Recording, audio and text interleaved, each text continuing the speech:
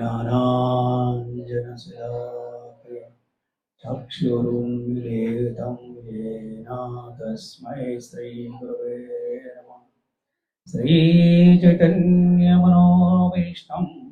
स्थापितं येन भूतले स्वयं रूपः कदा मह्यं ददाति स्वपदान्तिकम्। वन्देहां श्रीगुरो श्रीयुतपदकमलं श्रीगुरुन् वैष्णवांश्च श्रीरूपं साग्रजातं सहगणरघुनाथान्वितं तं सजीवं साद्वैतं सावधूतं परिजनसहितं कृष्णचैतन्यदेवं श्रीराधाकृष्णपादान् सहगणललिता श्रीविशाखान्वितां च। हे कृष्णा करुणा सिंधो दीनबंधो जगत्पते गोपेशा गोपिका कांता राधाकांत नमोस्तुते। तप्तकांचन गौरांगी राधे वृंदावनेश्वरी वृषभानुसुते देवी प्रणमामि हरिप्रिये। वाञ्छाकल्पतरुभ्यश्च कृपा सिन्धुभ्य एव च पतितानां पावनेभ्यो वैष्णवेभ्यो नमो नमः। नारायणं नमस्कृत्य नरं चैव नरोत्तमं देवीं सरस्वतीं व्यासं ततो जयमुदीरये। नष्टप्रायेषु अभद्रेषु नित्यं भागवत सेवया भगवती उत्तमश्लोके भक्तिरभवति नैष्टुकी। कृष्णाय वासुदेवाय देवकी नन्दनाय च नन्दगोपकुमाराय गोविन्दाय नमो नमः। नमो विष्णुपदाय कृष्णप्रेष्ठाय भूतले श्रीमते भक्ति वेदांत स्वामिनिति नामिने। नमस्ते सरस्वती देवे गौरवाणी प्रचारिणे निर्विशेष शून्यवादी पाश्चात्यते सतारिणे। जय श्री कृष्ण चैतन्य प्रभु नित्यानंद श्री अद्वैत गदाधरा श्रीवासादि गौर भक्तवृंद। हरे कृष्णा कृष्णा कृष्णा हरे हरे हरे राम राम राम हरे हरे। ओम नमो भगवते वासुदेवाय।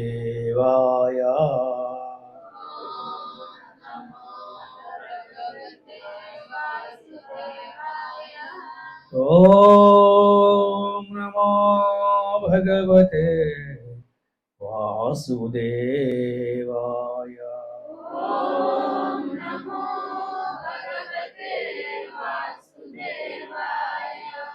ओम नमो भगवते वासुदेवाय।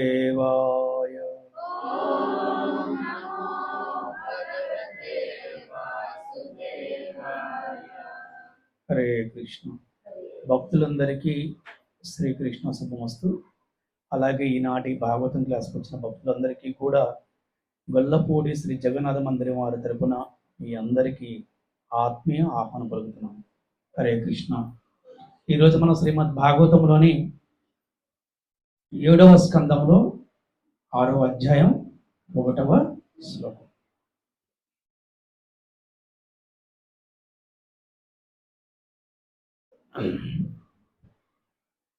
శ్రీ ప్రహ్లాద ఉవాచ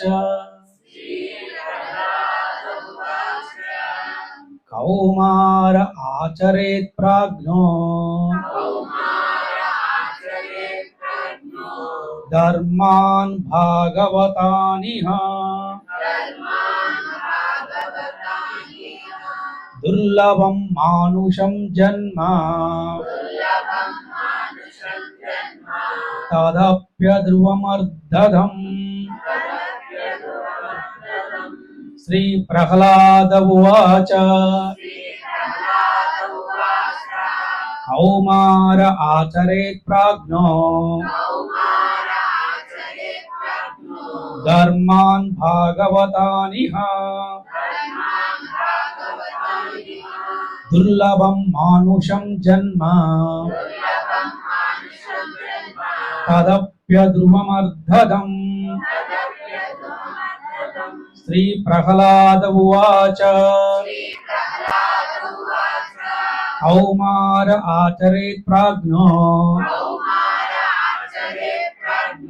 ధర్మాన్ భాగవతానిహ దుర్లభం మానుషం జన్మ తదప్యధ్రువమర్ధదం. చదువుతారు ఎవరన్నా?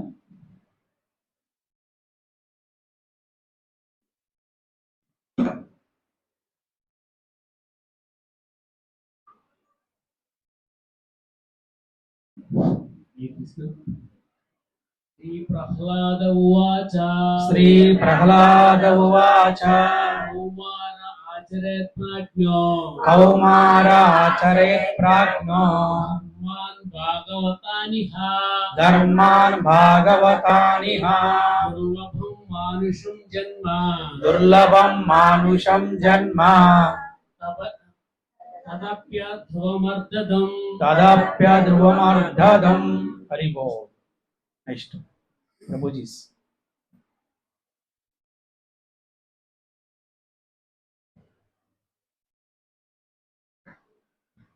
హరే కృష్ణ. హరే కృష్ణ. శ్రీ ప్రహ్లాద ఉవాచ శ్రీ ప్రహ్లాద ఉవాచ కౌమార ఆచరేత్ ప్రాజ్ఞో కౌమార ఆచరేత్ ప్రాజ్ఞో ధర్మాన్ భగవతానిహ ధర్మాన్ భాగవతానిహ దుర్లభం మానుషం జన్మ దుర్లభం మానుషం జన్మ తదప్యధ్రువమర్ధదం. తదప్యధ్రువమర్ధదం. హరి బోల్.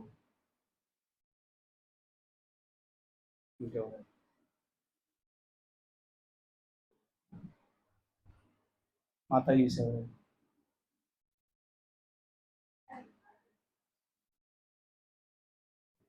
శ్రీ ప్రహ్లాద ఉవాచ శ్రీ ప్రహ్లాద ఉవాచ కౌమార ఆచరేత్ ప్రాజ్ఞో ధర్మాన్ భాగవతానిహ దుర్లభం మానుషం తదప్యధ్రువమర్ధదం. హరి బోల్. బాగా చెప్పారు. హరే కృష్ణ గురించి శ్రీ ప్రహ్లాద ఉవాచ శ్రీ ప్రహ్లాద ఉవాచ కౌమార ఆచరేత్ ప్రాజ్ఞో కౌమార ఆచరేత్ ప్రాజ్ఞో ధర్మాన్ భాగవతానిహ ధర్మాన్ భాగవతానిహ దుర్లభం మానుషం జన్మ దుర్లభం మానుషం జన్మ తదప్యధ్రువమర్ధదం. తదప్యధ్రువమర్ధదం. హరి బోల్.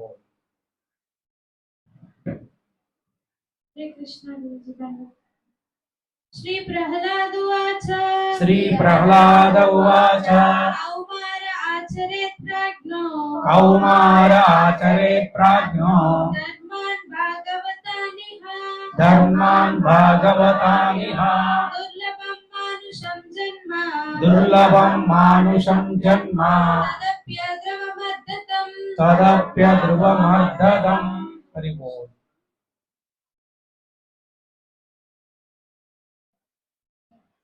ఇక్కడ మాతాజీ.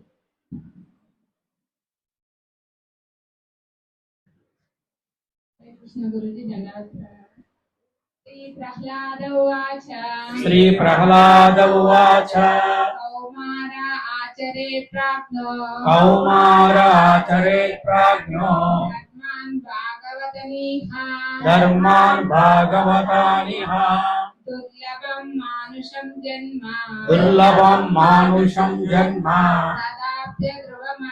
अर्धदम् तदप्य ध्रुवम् अर्धदम् हरि बोल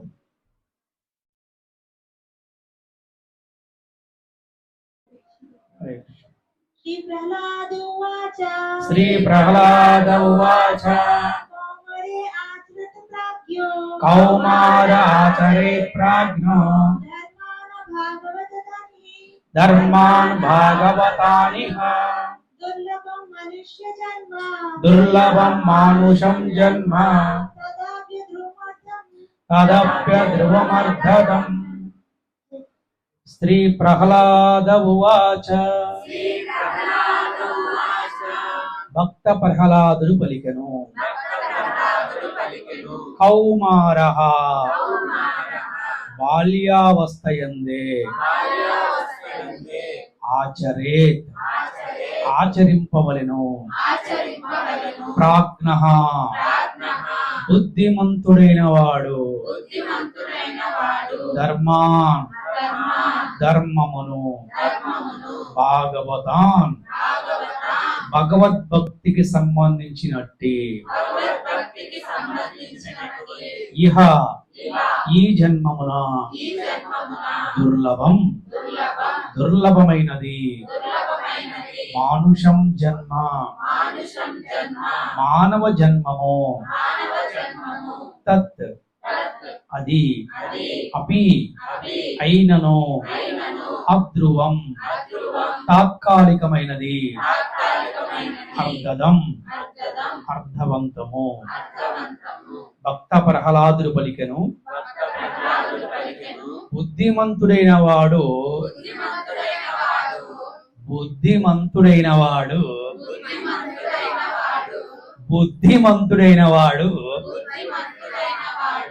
జీవిత ఆరంభము నుండియే అనగా కౌమార వయస్సు నుండియే ఇతర కలాపములను విడిచి భక్తి యోగ నిర్వహణకు మానవ జన్మను వినియోగించవలెను. మానవ జన్మము దుర్లభము అయినది. ఇతర జన్మల వలె అది తాత్కాలికమే అయినను భక్తి యోగ నిర్వహణకు అనువైనది కనుక మిగుల అర్థవంతమైనది. శ్రద్ధాపూర్వకమైన కించిన్ మాత్ర భక్తి అయినను మనుజునికి పూర్ణ సిద్ధిని కలుగ చేయగలదు.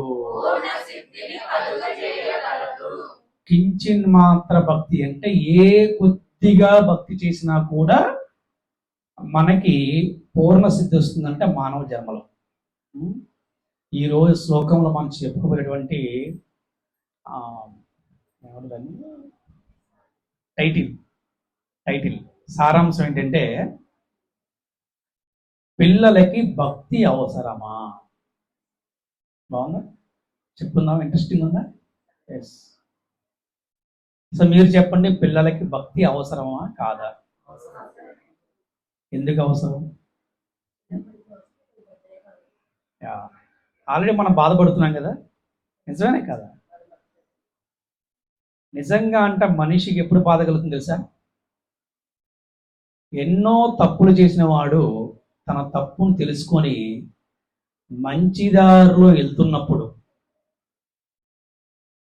వచ్చే అడ్డంకుల వల్ల నేను మంచి దారిలో వెళ్తున్నా కూడా నాకు అడ్డంకులు వస్తున్నాయి, నేను మంచిగా జీవిస్తున్నా కూడా నన్ను అవమానిస్తున్నారు, నేను ధర్మంగా జీవిస్తున్నా కూడా నాకు కష్టాలు వస్తున్నాయి అని అనుకుంటారు కదా. కరెక్టేనా? కారణం ఏంటి తెలుసా? పూర్వము చేసిన తప్పుల వల్ల, ఆ కర్మ వల్ల ఇటువంటి పరిస్థితులు వస్తాయి. అందుకేం చెప్తారంటే పెద్దలు, తప్పు చేయొద్దు, తల దించుకోవద్దు అని చెప్తారు. ఏం చెప్తారు? ఎందుకంటే ఆ జ్ఞానం లేని వాడికి వాడు ఎలాంటి బతికేస్తాడు. ఇటు ఏంటంటే ఇటు వదిలేస్తాడు. కానీ జ్ఞానం ఉన్నవాడికి బాధ వస్తుంది. అరే, నేను అంత పెద్ద తప్పు చేశాను కదా, నేను ఇప్పుడు మారిపోయాను, మంచిగా జీవిస్తాను, అయినా సరే నాకు అవమానాలు వస్తేనే కష్టం వస్తుంది. ఇప్పుడు ఇంకా ఎక్కువ బాధ వస్తుందంట. అందుకే ఆచార్యం చెప్పారంటే చిన్నప్పటి నుంచే భక్తి చేయాలి. మరి పిల్లల భక్తి చేయాలంటే ఎలా అండి? పెద్దలు భక్తి చేస్తేనే పిల్లలు భక్తి చేస్తారు కదా. ఇంట్లో పెద్దవాళ్ళు ఎప్పుడైతే తల్లిదండ్రులు నమస్కారం చేస్తారో వారి తల్లిదండ్రులకి, అప్పుడు మన పిల్లలు మనకి నమస్కారం చేస్తారు. మనం ఎప్పుడైతే మన తల్లిదండ్రులు నమస్కారం చేస్తామో మన పిల్లలు మనకి నమస్కారం చేస్తారు. మనము ఎప్పుడైతే ఇంట్లో స్వామివారికి పూజ చేస్తున్నామో మన పిల్లలు కూడా పూజ చేస్తారు. ఎప్పుడైతే మనం ఇంట్లో భగవన్నామ జపం చేస్తున్నామో మన పిల్లలు కూడా భగవన్నామ జపం చేస్తారు. ఎప్పుడైతే స్వామివారిని మంచిగా అలంకరిస్తున్నామో మన పిల్లలు కూడా అలంకరిస్తారు. ఎప్పుడైతే మనం మృదంకర్తలు కొడుతున్నామో మన పిల్లలు కూడా మృదంకర్తలు కొడతారు. కానీ దురదృష్టవశాత్తు ఏంటంటే పెద్దలు ఏమి చేయకుండా పిల్లలు నువ్వు చేయరా అంటే వాడు చేయడు. ఆచరించిన వాడు ఎన్ని చెప్పినా కూడా దాని ఫలితము శూన్యం అని చెప్పారన్నమాట. అవునే కదా. అందుకని ఆచరించాలి. ఎవరు ఆచరించాలి?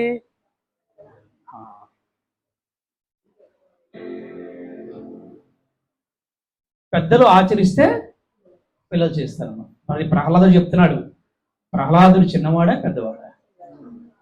పిల్లవాడే పెద్దవాడా? చూడండి, ప్రహ్లాదుడు చెప్పే ప్రతి ఒక్కటి ప్రహ్లాదు ఎందుకు చెప్తున్నాడు? ఆచరించి చెప్తున్నాడు. మనం గతంలో చెప్పుకున్నాం, చైతన్య మహాప్రభుకి భాగవతంలో అత్యంత ఇష్టమైన కథ అవుతుందంటే ఏంట కథ? ప్రహ్లాదుని కథ కదా. అసలు వినటానికి ఎంత బాగుంది కదా.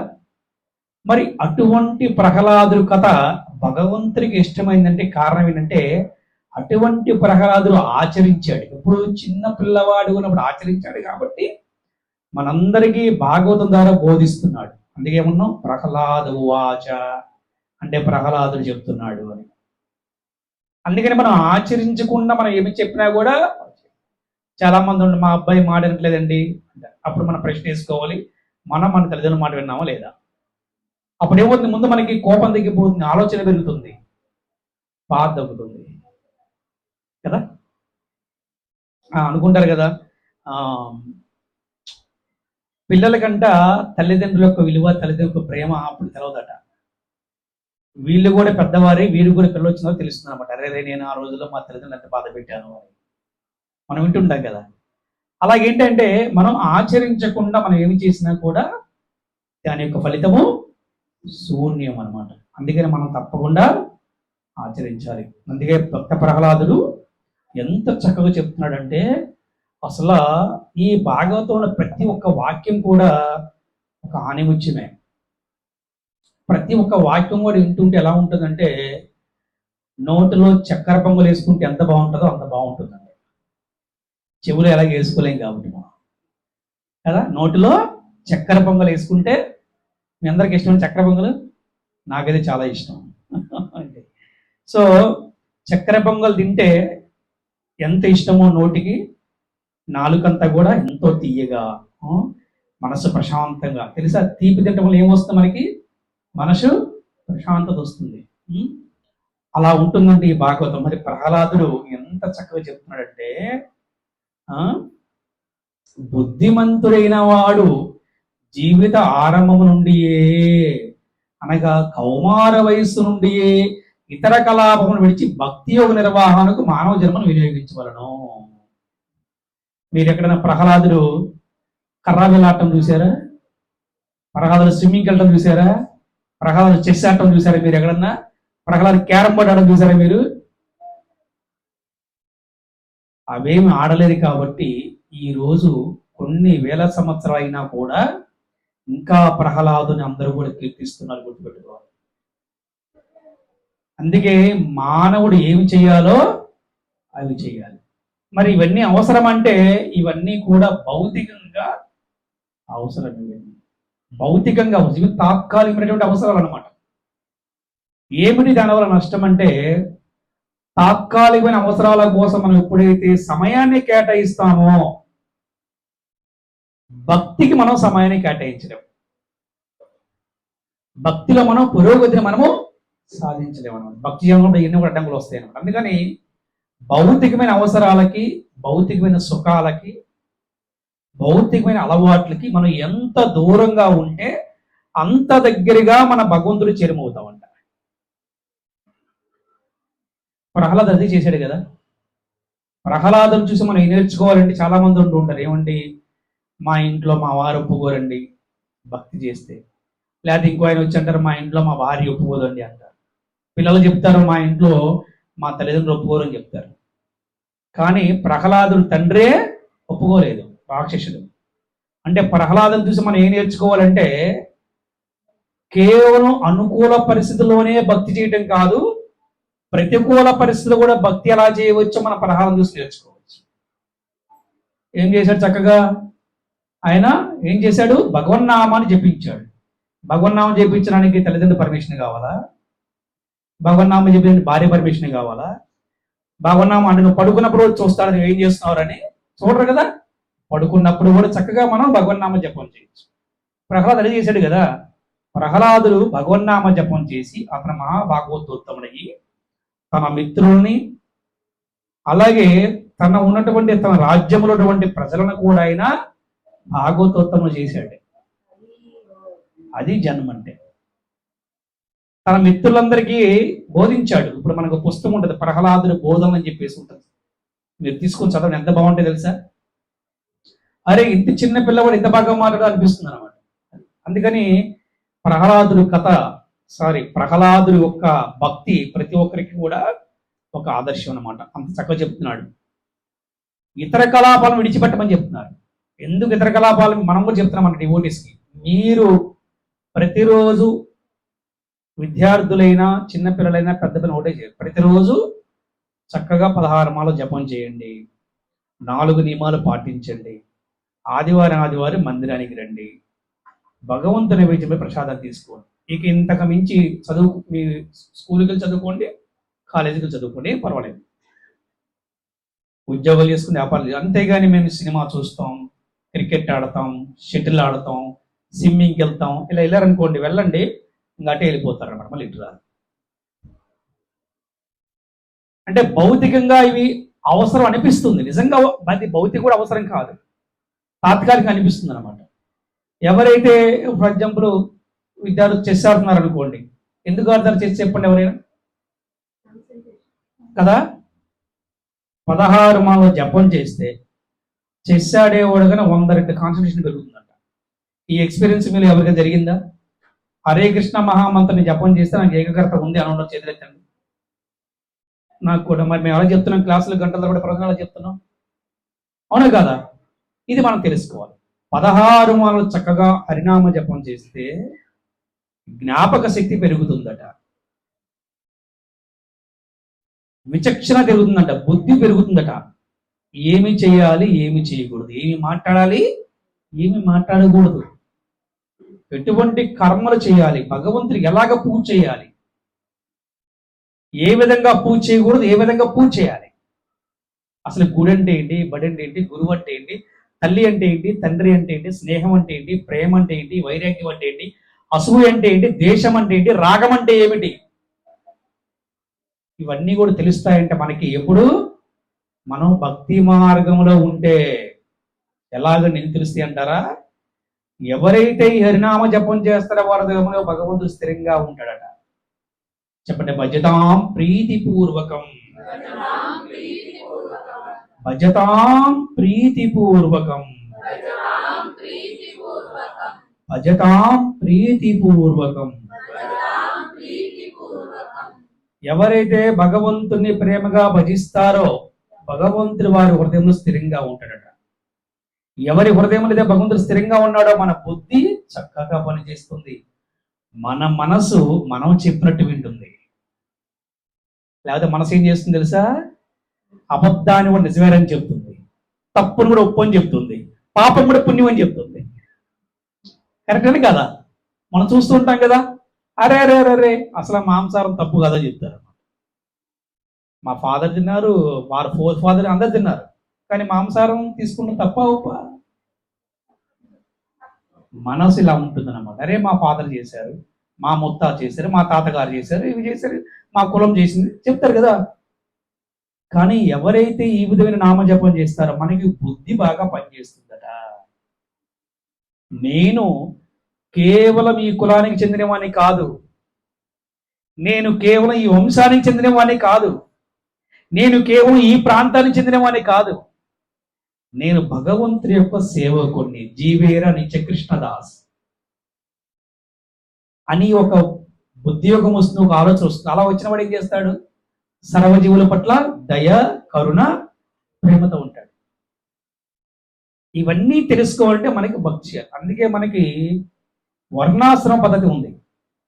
ఈ వర్ణాశ్రమ పద్ధతిలో దీన్ని వర్ణాశ్రమ ధర్మం అంటారనమాట. ఈ వర్ణాశ్రమ ధర్మంలో ఏంటంటే మొట్టమొదటి ఆశ్రమం ఏంటంటే బ్రహ్మచర్య ఆశ్రమము, తర్వాత ఏమాశ్రమము? గృహస్థాశ్రమము, తర్వాత వానప్రస్థాశ్రమము, తర్వాత సన్యాసాశ్రమం. సరే, అన్ని చెప్పుకొని టైం సరిపోదు. బ్రహ్మచర్యాశ్రమం గురించి చెప్పుకుందాం. 10 సంవత్సరాలు వచ్చినటువంటి పిల్లలకి గురుకులానికి పంపించి విద్య నేర్పిస్తారు. ఎందుకు? రాజు కొడుకైనా గురుకులానికి వెళ్ళాలి. ఆ గురుకులం ఏం నేర్పిస్తారంటే ఇప్పుడులాగా మ్యాథ్స్, సైన్స్, ఫిజిక్స్ నేర్పించరు. ఆ గురుకులు ఏం చేస్తారంటే మొట్టమొదట మాతృదేవో భవ, పితృదేవో భవ, ఆచార్య దేవో భవ, అతిథి దేవో భవతో మొదలు పెడతారు. మొదలుపెట్టి వారికి చక్కగా విద్యాబుద్ధులు నేర్పిస్తారు. విద్యాబుద్ధులు అంటే ఏంటి అంటే హ్యూమన్ వాల్యూస్, మానవత విలువలు నేర్పిస్తారు. తల్లి అంటే ఏంటి, తండ్రి అంటే ఏంటి, గురువు అంటే ఏంటి, కష్టం వస్తే ఎలా తట్టుకోవాలి, సుఖం వస్తే ఎలాగ స్థిరంగా ఉండాలి, కోపం వస్తే ఎలా కంట్రోల్ చేసుకోవాలి, స్నేహం అంటే ఏంటి, ప్రేమ అంటే ఏంటి, త్యాగం అంటే ఏంటి, భగవంతుడు అంటే ఎవరు, భక్తి అంటే ఏంటి, శక్తి అంటే ఏమిటి, పాపం ఏంటి, పుణ్యం ఏమిటి, ఇవన్నీ కూడా వివాహం చేసుకున్న తర్వాత భార్య ఎవరు, అసలు భార్య మనం ఎలా చూసుకోవాలి, పిల్లల్ని ఎలాగ పెంచాలి, విద్య అంటే ఏంటి, వైద్యం అంటే ఏమిటి, వంట అంటే ఏమిటి, పూజ అంటే ఏమిటి, హోమం అంటే ఏమిటి, యజ్ఞం అంటే ఏంటి, ఇవన్నీ కూడా గురుకులంలో బ్రహ్మచారిగా ఉన్నప్పుడే గురువు గారు అన్ని నేర్పిస్తారట. అలా నేర్చుకున్నవాడు ఆ పిల్లవాడు ఎటువంటి తప్పు కూడా చేయటానికి అవకాశం ఉంటుందా? చెప్పండి మీరు ఎవరైనా. ఉండడు. ప్రతి ఆడపిల్ల ఏం చేస్తారు? తన చెల్లిలాగా తల్లిలాగా భావిస్తాడు. అప్పుడు ఎక్కడికి అసలు ఇబ్బందులే ఉండవు కదా. ప్రతి స్త్రీని కూడా దేవతలాగా చూడగలుగుతాడు. అటువంటి ట్రైనింగ్ జరిగేదనమాట. మళ్ళీ ఇప్పుడు అటువంటి ట్రైనింగే మన హరే కృష్ణ మందిరాల్లో జరుగుతుంది. అందుకే విద్యార్థులందరినీ కూడా ఈ మందిరాలు తీసుకొస్తే విద్యార్థులతో నేర్చుకొని వారు జీవితంలో స్థిరపడటమే కాకుండా వారి జీవితంలో మంచిగా బాగుపడటమే కాకుండా వారి వల్ల వారికి, వారి కుటుంబానికి, సమాజానికి కూడా మేలు జరుగుతుంది. కానీ ఈ రోజులు ఏంటి అంటే ఎవరు కూడా తల్లిదండ్రుల మాట వినే పరిస్థితి లేదు. 10 సంవత్సరాలు దాటితే పిల్లల దారి పిల్లలది, పెద్దల దారి పెద్దలది అనమాట. మనం చెప్తాను వినరు, వాళ్ళు చెప్పిందే వినే పరిస్థితి వచ్చింది. కానీ భక్తి చేస్తే ఎవరు చెప్పినా వింటారు. భక్తి చేస్తే భర్తకి పురుషహంకారం పోతుంది. ఎప్పుడైతే భర్తకు పురుషహంకారం పోయిందో సమస్యలు ఎక్కువ తగ్గిపోతాయి. ఇంట్లో భార్యాభర్తల మధ్య అనురాగం పెరుగుతుంది. ఎందుకంటే అందరి అనురాగాలకి కేంద్రం ఎవరు? భగవంతుడే కదా. అందరి ప్రేమకి కేంద్రం ఎవరు? భగవంతుడే కదా. అందుకని ప్రతి ఒక్కరు కూడా భక్తి చేయాలి. ముఖ్యంగా పిల్లలకి భక్తి అవసరమా అంటే మీరేం చెప్తారు? అవసరం అనే చెప్పాలి. అవసరం అని చెప్పడమే కాదు, మనందరం మన పిల్లలకి భక్తి నేర్పించే ప్రయత్నం చేయాలి. మనం చెప్తే వినకపోవచ్చు, ఒక మంచి గురువు దగ్గర తీసుకెళ్ళి మందిరాలకు తీసుకెళ్ళి కూర్చోబెడితే తప్పకుండా వారు చేయగలుగుతారు అన్నమాట. అది ఒక వారం రాకపోయినా, 2వ వారం రాకపోయినా మనము ప్రతి వారం వారిని ఏదో రకంగా కన్విన్స్ చేసి తీసుకుని రావాలి. రారా నాన్న, రారా బుజ్జి, ఏదో రకంగా వాడిని మాయ చేసి తీసుకుని వచ్చి మనం వాడికి నేర్పించే ప్రయత్నం చేయాలి. అలా చేయకపోతే ఏమిటి నష్టం అంటే ఇప్పుడు చెప్పుకుందాం. చెప్తున్నారన్నమాట ఇక్కడ. మానవ జన్మయందు శిల ప్రభుపాద భాష్యం కీచే శిల గురుదేవి కీచే మానవ జన్మయందు పరిపూర్ణమగు భక్తిత సేవాస్థితిని బడియుడే వైదిక నాగరికత మరియు వేదాధ్యాయనం యొక్క సంపూర్ణ ప్రయోజనము. కనుక వైదిక పద్ధతిలో జీవిత ఆరంభము నుండియే బ్రహ్మచర్యము ప్రవేశపెట్టబడినది. దానివల్ల మనిషి చిన్నతనము నుండియే అనగా పంచవర్ష ప్రాయం నుండియే అంటే 5 సంవత్సరాల వయసు నుంచే భక్తి సేవలు నెలకొన్నట్లుగా జీవిత కలాపమును మలుచుకొనగలడు. భగవద్గీతలో 2వ అధ్యాయంలో 40 శ్లోకం చెప్తున్నారు. స్వల్పమపస్య ధర్మస్య త్రాయతే మహతో భయాత్ అని చెప్పబడింది. అంటే ఈ మార్గమును కొంత పురోగమించినను అతను ఘోరమైన భయం రక్షించగలడు. అంటే కించింత్ చెప్పారు కదా, కొద్దిగా భక్తి చేసినా కూడా అతను ఘోరమైన అపాయం నుంచి వారు తప్పించుకోగలుగుతారట. చూడండి, మీలో ఎంతమంది ఎక్స్పీరియన్స్ ఉంది? మేము హరే కృష్ణ మహామంత్రం జపం చేస్తున్నప్పటి నుంచి మాకు భయం పోయిందని వచ్చి ఎదురెత్తండి. చూసారా? హరిబో చూసారా? ఇది ఉంటే చాలు. మీరు ఈ రోజున ఒక చిన్న పిల్లవాడి దగ్గర నుంచి ఎంతో పెద్దవాళ్ళని మీరు కలిసి అడగండి. నీకు భయం ధైర్యం ఉంటే ప్రతి ఒక్కరు భయం అని చెప్తాడు. పిల్లోడు స్కూల్ అసైన్మెంట్స్ అంటే భయం, పెద్దవాడు ఎప్పుడు పోతాడని భయం. కరెక్టేనా?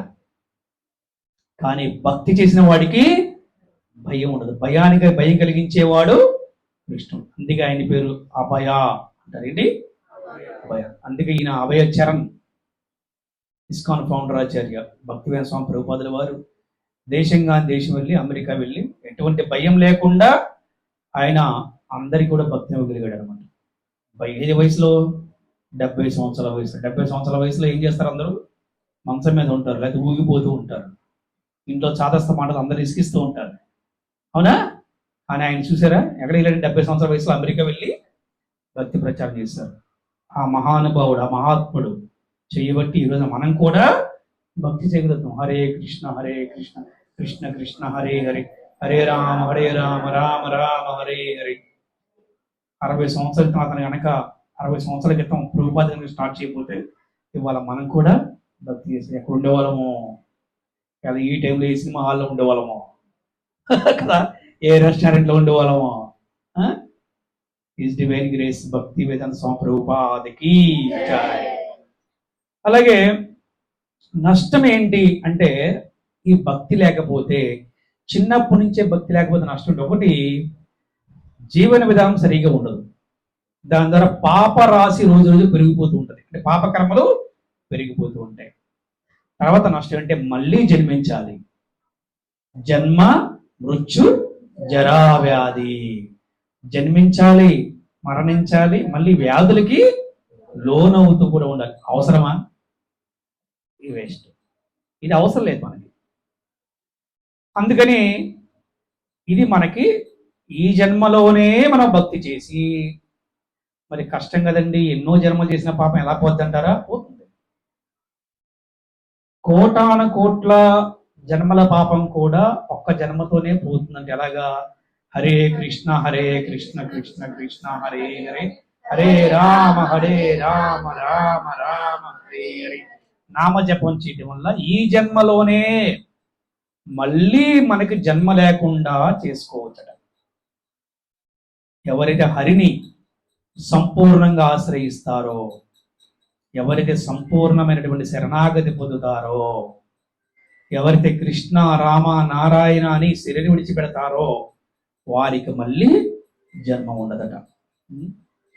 అలాగే ఈ కలియుగంలో మానవులు ఎంత క్రూరంగా ప్రవర్తిస్తున్నారో చెప్తుంది భాగవతం. ఏం చేస్తున్నారంటే, మీరందరూ మంచి సంతానం కనమని చెప్తుంటే ఆవిడ పడిపోద్దాం. చూడండి, బాగానే ఉన్నారమ్మా? ఓకే, ఇటు చూడండి అందరూ. సో ఎంత ఘోరంగా ఉన్నారంటే, మీరు మంచి సంతానం కనండి, ఈ సంతానం అందరూ కూడా మీరు భక్తులు చేయమని చెప్పి శాస్త్రం చెప్తుంటే వీరందరూ ఏం చేస్తున్నారు? జనాభా నియంత్రణ, మాకు ఒకరు చాలు ఇంకా వద్దు అనే ఆలోచనతోటి గర్భంలోనే పిల్లలను చంపేస్తున్నారు. ఇది మహాపాపం అని మనకి ఈ భాగవతం చెప్తుంది. జనాభానియంత్రమనడి నెపమున పిల్లను గర్భములోనే వధించమని తల్లులకు బోధించున్నది. ప్రభుత్వం చెప్తుంటది కదా, ఒకరు చాలు, ఇద్దరు వద్దు. ఇప్పుడు ఏం చెప్తుంది, నలుగురిని కనండి. అంటే వాళ్ళ ఇష్టం. కానీ శాస్త్రం ఏం చెప్తుందంటే, భక్తులు ఏం కోరుకుంటారంటే, అసలు మాకు ఫ్యామిలీ ప్లానింగే లేదు, భగవంతుడు ఏది ఇస్తే అది వరంగా భావిస్తాం. ఒక టెంపుల్ ప్రెసిడెంట్ ఉన్నారు, ఆయనకి 9 పిల్లలు, 9 కూడా ఆడపిల్లలే. తెలుసా మీకు? బ్రహ్మాండంగా ఉన్నాడు ఆయన. ఎందుకంటే ఆ 9 కూడా ప్రతిరోజు హరినామ జపం చేస్తారు, భగవంతుని ప్రసాదం పెడతారు, చక్కగా చదువుకుంటున్నారు, కుటుంబం అంతా భక్తులే. 9 అయితే ఏంటి, 40 మంది అయితే ఒకరైతే ఏంటి? పోషించేవాడు నువ్వా? ఎవరు పోషించేవాడు? ఆ విశ్వాసం ఉండాలి. అందుకనే ఫ్యామిలీ ప్లానింగ్ వద్దు, నో ప్లానింగ్, ఓన్లీ ప్లానింగ్. ఏంటంటే మనకి భక్తి ఎలాగ చేయాలో ప్లానింగ్ చేసుకోండి, భగవంతుడు ఏ విధంగా సేవ చేయాలో ప్లానింగ్ చేసుకోండి. భగవంతుడు ఇచ్చిన దాన్ని మన వరంగా స్వీకరించారు. అందుకని భగవంతుడు ఆజ్ఞని, భగవంతుడు ప్రణాళికని, ధర్మాన్ని ఎక్కడా కూడా మనము అడ్డు పెట్టకూడదట. అది కూడా అపరాధమే. ఒక మహాభాగవతోత్తముని హిరణ్యకశిపుడు భార్య గర్భములోకి ప్రవేశపెట్టాడు భగవంతుడు. దీన్ని అడ్డుకుంటే పాపమా కాదా? ఎందుకంటే ఆ భాగవతోత్తముడు వల్ల ఏమైంది, ఈ సమస్త విశ్వానికి కూడా మేలు జరిగింది. కేవలం ఆ రాక్షస వంశానికే కాదు, సమస్త విశ్వానికి కూడా మేలు జరిగింది. ప్రహ్లాదుడికి ఎంతోమంది దేవతలు వచ్చి ప్రణామం చేస్తున్నారు, ఎంతోమంది దేవతలు వచ్చి పుష్పవృష్టి కురిపిస్తున్నారట. ఓహో ప్రహ్లాద, ఆహో ప్రహ్లాద, నీ దగ్గర ఏముందయ్యా, మీ ఎవ్వరూ కూడా నరసింహస్వామి దగ్గరికి వెళ్ళలేకపోయాము, ఆ భయంకరమైన రూపాన్ని చూసి మేము తట్టుకోలేకపోయామే, ఆఖరికి తన పత్ని లక్ష్మీదేవి కూడా వెళ్ళలేకపోయింది. నువ్వు ఏముందయ్యా నీ దగ్గర, ఏ మాయ చేసావయ్యా, నువ్వు ఎలాగెళ్ళావయ్యా అన్నారంట. ఒకటే మాయ, ఏంటంటే భక్తి అనే మాయ. అదేనా మనం ప్రార్థిస్తాం కదా, ఏంటది? నమస్తే నరసింహాయ. చూసారా ఎంతమంది చూసారు సినిమాని మీరు? ఏ సినిమా అది? మహావతార నరసింహ. చూసారా? అంటే అసలు భక్తుడికి భయం ఉండదట. భక్తుడు ఎప్పుడు కూడా భగవంతుడి యొక్క స్మరణలో ఉంటాడు. భయం పోవాలి. మీకు ఎప్పుడన్నా కష్టం వచ్చింది అనుకోండి, మీకు ఏదైనా భయం వేసింది అనుకోండి, మీరు ఫస్ట్ చేయవలసిందంటే గురువుని, కృష్ణుని స్మరించుకోండి.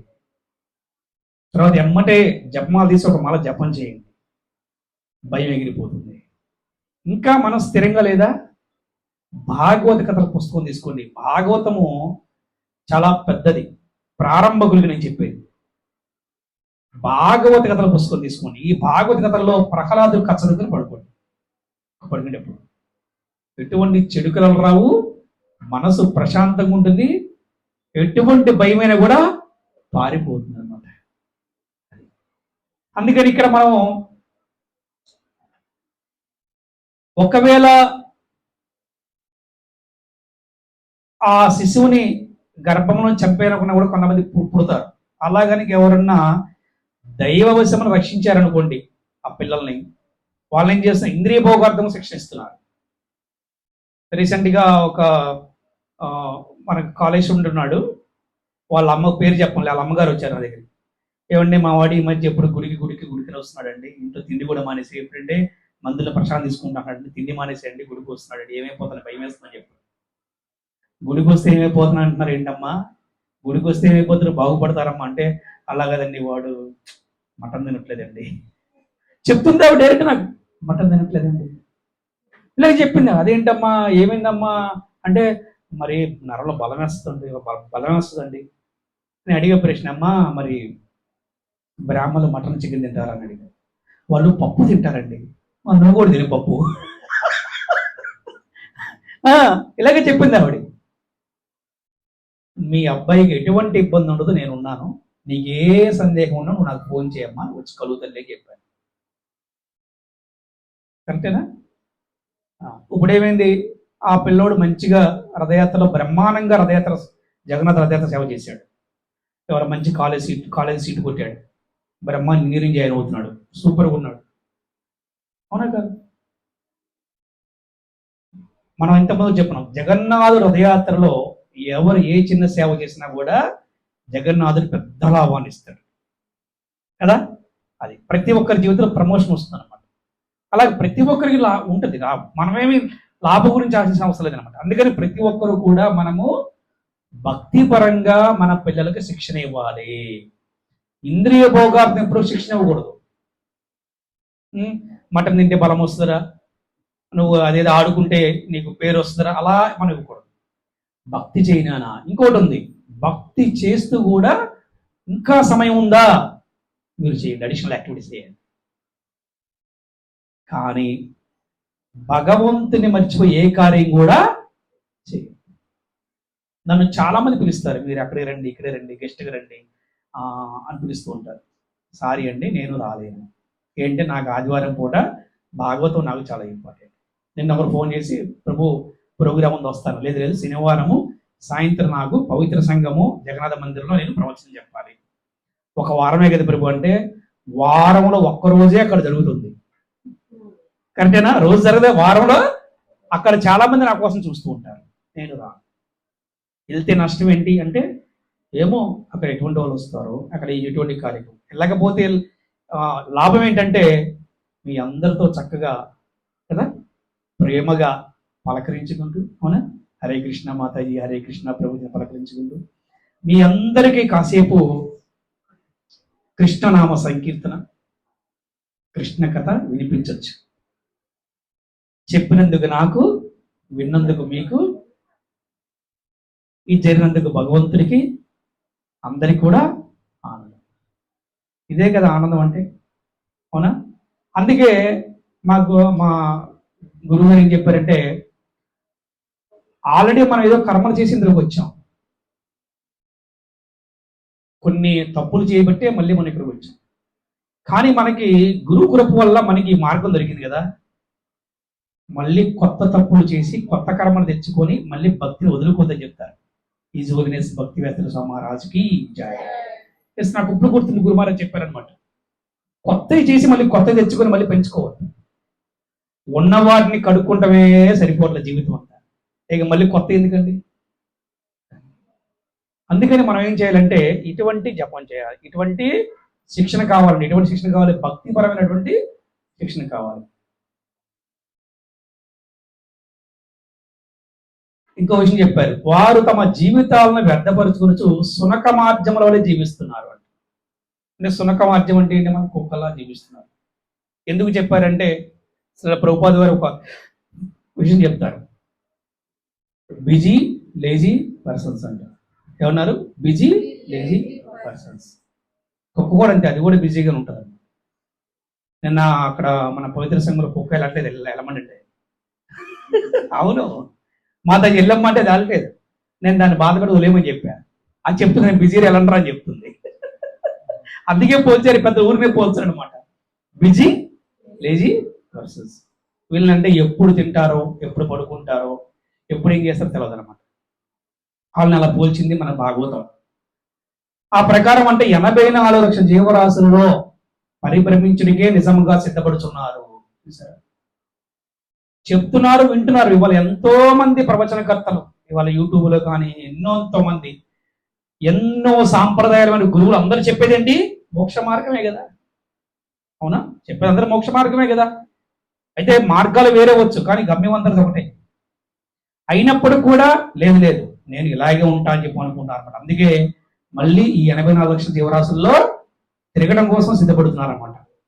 అందుకని ఈ మానవుని తిరిగి పశుజన్మకు పతనము చెందకుండగా రక్షించడి భక్తి యోగమును జనులకు బోధించటకు మా కృష్ణ చైతన్య ఉద్యమం ఉత్సాహముగా ఉన్నది.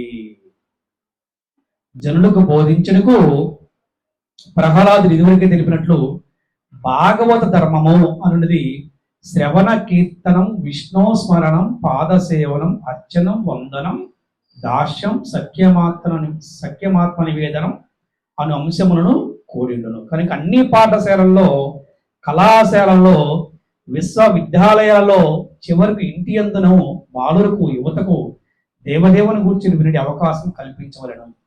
అనగా భగవద్గీత ఉపదేశంలో బోధించి వారిని వారు జీవితంలో ఆచరించడం శిక్షణ అవసరవలను. ఆ ప్రకారం వారు భక్తులు దృఢనిశ్చయులై పశు జీవనములకు పతనము చెందిన భయము నుండి బయటపడగలరు. భాగవత ధర్మమును అనుసరించిన విధము ఈ కలియుగమున అతి సరళము కావించబడినది. చాలా సులభమైందంట. దాన్నే శాస్త్రం చెప్పింది. హరిన్నామ హరిన్నామ హరిన్నామ ఇవ కేవలం కలో నాస్తైవ నాస్తైవ నాస్తైవ గతిరన్యదా. మనుజుడు హరే కృష్ణ మహామంత్రమును కీర్తించినా చాలును. ఆ మహామంత్ర కీర్తమున పాల్గొన్న వారెల్లరూ హృదయాంతరాలముల నుండి పవిత్రులై జన్మ మృత్యువలయము నుండి బయటపడగలరు. హరే కృష్ణ కృష్ణ కృష్ణ హరే హరే హరే రామ రామ రామ హరే. శ్రీల ప్రభుపాదికి జై. శ్రీల గురుదేవుకి జై. అనంత కోటి వైష్ణవ భక్త వృందకి జై. వాంఛా కల్పతరుభ్యశ్చ కృపా సింధుభ్యేవ చ పతితానాం పావనేభ్యో వైష్ణవేభ్యో నమో నమః. హరే కృష్ణ.